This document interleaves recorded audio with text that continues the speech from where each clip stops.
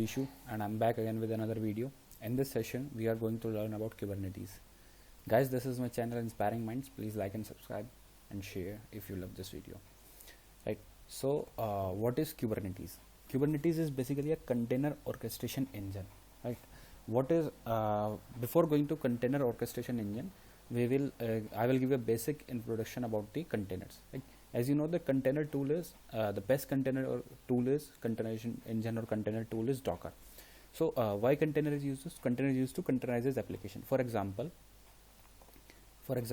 this is my container on which my application is running. This is app1, right? This is a container on which my application is running.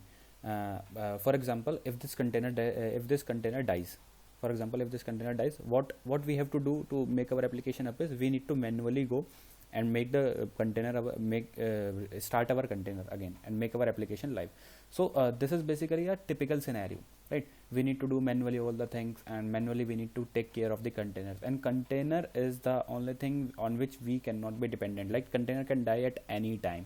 So for example, if we are using our production environment is containerized and our application is using container. If our container dies, then our production environment will get down. So as you are getting the point, so what it will do is, so our application then dies, then our production environment will get down. So this is not the scenario. So what does container orchestration help? So container orchestration means, as the name implies, it is used to orchestrate your container, means to maintain the desired state, to maintain like an engine. For example, like this is a container, and if I attach a container orchestration engine with it, so and in container orchestration engine, this is my container orchestration engine, for example, and in this, if I have said that you should always maintain container orchestration engine. For example, this is my container orchestration engine, and in this container orchestration engine, I have done a configuration that you should always maintain the desired state of 1 in my container. So what it will does is, if our container dies, so it will automatically bring up a new container over there, right? So in this case, our application will never get down and our downtime will be 0. So this is a basic scenario which I've told you, that why container orchestration engine is used. It's not engineer, it's engine, right? So the best container orchestration engine is Kubernetes. Let me give you a small introduction of the Kubernetes. The Kubernetes is the container orchestration engine, and it is developed by Google, right? It is developed by Google, and now it is currently handled by CNCF, right? So it is a Google product. So let us not go into the history of the Kubernetes. You can search it on Google. Now we are going to discuss about the architecture of Kubernetes. What is the architecture of Kubernetes is? So what I have done for my scenario is, I will tell you that Kubernetes is a client server model. What do you mean by client server model? What I mean by client server model is, I will tell you in a bit detail. It is not mentioned over the books or anywhere in the internet. It is just my own definition for the understanding that is a client server model. So what is client server model is, this is my server. For example, I have created my server, and these are my clients. Client and client. If you are not getting this point, the client server model, in another way, there is another terminology which we commonly use to is master node model, right? This is my master machine, this is my node, and all of these are my nodes machine. So we can say as a master node model or a server client model, right? So how does Kubernetes work is, this is my master model. So there are 4 components present in the master. So I will tell you what are the 4 components. There are 4 components which are present in the master and which are responsible to maintain the nodes. So there are 4 components. One is Kube API server, second one is scheduler, and third one is controller manager, and fourth one is etcd. So this is my, for example, API server, and this is my etcd. This is my scheduler, and this is my controller manager. We will I will tell you in bit detail that what all these components are and how these components work. And in our node model or in our client model, there are three components are present in our client model. What are the three components? The first component is kubelet, second component is kubeproxy, and the third component is our container engine.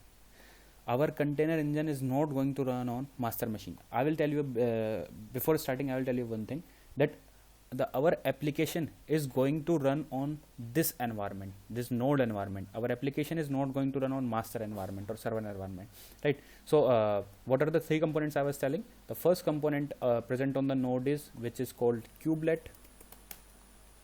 Second one is which is called container engine,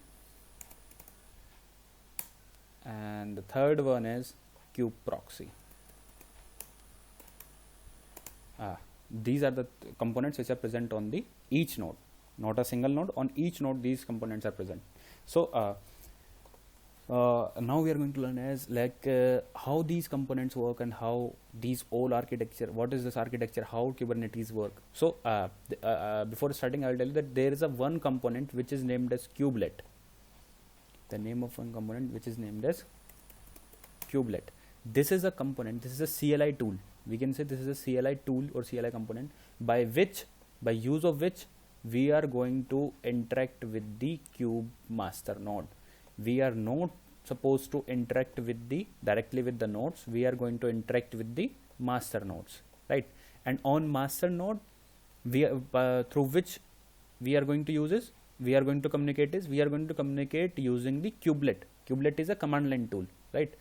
Through which a user or we are going to interact with the master node, but we are not going to interact directly. Kubelet is directly not going to interact with the etcd, not with the scheduler, not with the controller manager. Kubelet is always used to communicate with the kube API server. I will tell you in detail that what is kube API server, etcd, scheduler, and controller manager. So kube API server is the component which to which we external user is going to communicate. External user not in the sense of which are going to access our application. External user is our like the admin or all these things which is going to manage this cluster. Like to all this environment is named as a cluster. This is the cluster of Kubernetes, right? So this we say a cluster of Kubernetes. So our admin or anyone which is maintaining the cluster is going to interact with the kube API server, and kube API server is the component which can interact with the scheduler, controller manager, and etcd. Let me give you a brief introduction about this. What is scheduler, controller manager, and etcd? etcd is a database. In simple words, say it as a database of Kubernetes. In etcd, all the information of your cluster is stored in the etcd, like how many nodes, like all these things are stored in the etcd, and the data stored in the etcd is in the form of key value pair, right? It always store the data in the form of key value pair. etcd stores the data in the form of key value pair, and it is the securest database, right? And the scheduler is for example, before going to scheduler, I will tell you that what is a pod. So pod is the smallest unit which is created by the Kubernetes. Let me tell you that for example, if we say that we want Nginx application and our Nginx application, and our desired state of our Nginx application is 2, means we want our 2 containers of Nginx application in different pods. Pods is that smallest unit which is created by the Kubernetes. So how we will tell to the Kubernetes cluster? Using a kubelet. So that I said to the kubelet that I want this, the kubelet I want 2 Nginx container. So kubelet interact with the kube API server. Now kube API server, what it will does is it will go to the scheduler. What scheduler does is, scheduler is the component which is responsible for scheduling your application on which node.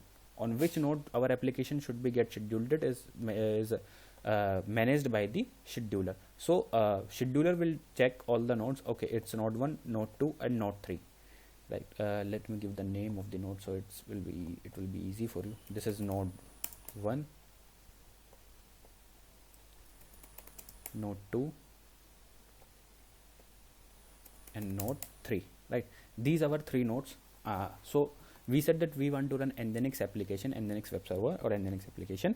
So on with the desired state of 2, we want 2 containers. So what it does is, kubelet sends the query to the API server, API server sends to the scheduler that it wants to schedule its so what scheduler will do is, scheduler will go and make a we can say that it will check the nodes. How the algorithm of scheduler works is, I will tell you a bit later, because it's it will be an advanced concept that how the scheduler decides that on which node our application is going to be deployed. But it is it has its own algorithm.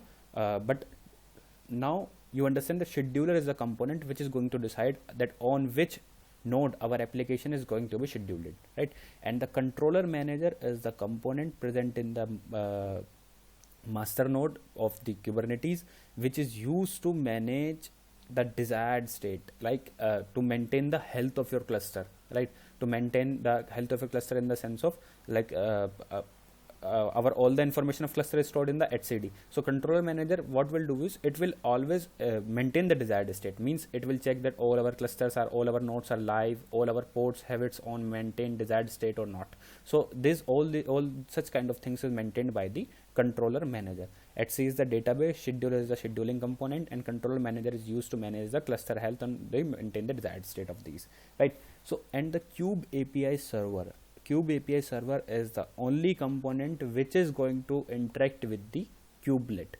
What is kubelet? Kubelet is the component which is present on the node of your cluster. We can say it is the captain of your node machine, right? Suppose whatever scenario was that we want to deploy our Nginx application with the desired state 2. So kubelet sends a query to the API server. API server sends that query, it stores that information in the etcd, right? And what it will does is, it will send the query to the kubelet. The kubelet is the captain. The captain, I want 2 Nginx application. I want Nginx application, right? So Nginx application, and the controller manager said that it would be 2, because I have mentioned. So what API server query will be sent? That kubelet maintain the 2 Nginx application. And what scheduler does is, scheduler sends his query to the API server that the application should be scheduled on node 2 and node 3, not on node 1. So when all this information is sent to the by controller manager scheduler to the API server, and API server sends that information to the kubelet. Now what kubelet will do is, kubelet will take the will have a container engine, so it will launch an application which is Nginx and maintain its desired state. And the scheduler has said scheduler has said that it should be present on the node 2 and node 3. So kubelet is just a component which is present on the node, which is a captain of the node, which follow the instruction of the Kube API server. Understand in this way. So what Kube API server said is that 2 Nginx application on node 2 and node 3, right? So what kubelet will does is, kubelet will create an pod. Pod is the smallest unit which is created, and in that pod there is a container running of Nginx application, right? And which will be on which nodes they will be presented on, they will be hosted on the node 2 and node 3 as decided by the scheduler, right? So this is the way that how Kubernetes works. This is the basic way how Kubernetes works, right? Now we are going to what is container engine. Main thing, Kubernetes is not only supposed to work with Docker, it can work with any container engine, but we are using Docker because Docker is the most trending tool, right? So that's why we are taking the example of Docker. Okay, if you are in doubt, then please mention in the comment section. So, and there is a third component which is a kubeproxy component, right? So kubeproxy is the component present in the node which is responsible for networking and load balancing concepts. We are not going into the detail of the networking and load balancing. When we install the Kubernetes in the hardware, then we are going to learn that what is the components, all these components in bit detail, right? So these are the components which is present in the Kubernetes. So this is the way how Kubernetes works.